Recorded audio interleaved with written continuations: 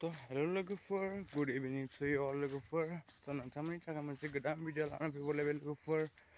बे भिडिअआ जादों लोगोफोर दिनैनि भिडिअआ जाहैबाय माने दुखुनांथाव आरो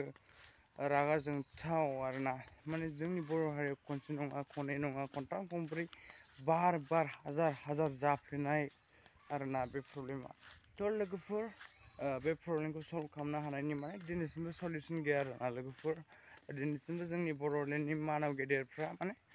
बेखौ कन्ट्रल खालामनो माने हायाखै आरोना आनकन्ट्रल जालांबाय आरोना बे घटनाया दिनै जोंनि बड'लेण्डआव थ' लोगोफोर आं दिनै बुंनो सानदों जे नोंथांमोन थानाय लुनायना एसेबाबो बुजिखाबाय जे अनसुलि नार्जारि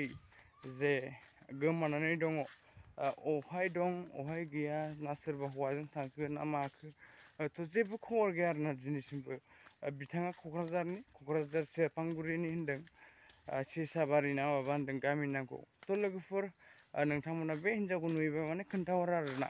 खाना दोन नङाबाबो दोखो होनानै एसे 10 बारसो सोबानानै माने बेखौहाय दोन आरोना खानानै थ' लोगोफोर आं नोंथांमोननि सिगाङाव माने दिनै बेखौनो बुंहरदों जे जोंनि बर' हारियाव बेफोरबायदिया माने अनेक कमन नङा आनकमन नङा माने दिनै खनसे खननैल' नङा बहुद बार सिगांनिफ्रायनो जाफ्लेबाय थानाय घटना बियो थ' लोगोफोर दासिमबो बेफोरबायदि जायोबा मानो why because of why it happen थ' लोगोफोर जोङो दायो सलिउसनखौ नागिरनांगौ जायो नङा जोंनि मानव गेदेरफ्रा माने दायो डिसकास खालामलायनानै सलिउसनखौ दिहुननांगौ मानो होननानै बुङोबा बेफोरबायदि जाबाय थायोबा जोंनि बर' हारिनि उन्दै गथ'फोर हिनजावफोर उन्दै गथ' हिनजावफोर हौवाफोर गासैबो